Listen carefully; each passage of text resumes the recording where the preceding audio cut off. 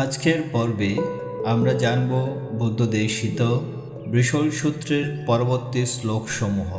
আজকের ভিডিওটি ভালোভাবে বুঝতে পূর্ববর্তী ভিডিওগুলো দেখার আহ্বান রইল।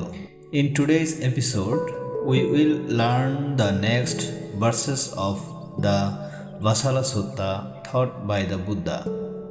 To understand today's video better, we invite you to watch the previous episodes. যে ব্যক্তি শ্রমণ, ব্রাহ্মণ অথবা অন্য দরিদ্র যাচকগণকে মিথ্যা কথা বলিয়া প্রতারণা করে তাহাকেও বৃষল বা নীচ জাতি বলিয়া জানিবে। One who cheats monk, Brahmins or other poor beggars by telling lies should be considered a vasala or a bad person.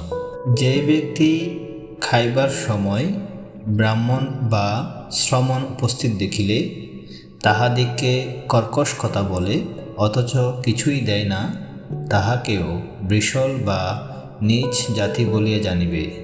One who speaks harshly to a Brahman or monk when they come while he is eating but gives them nothing should be considered a vasala or a bad person.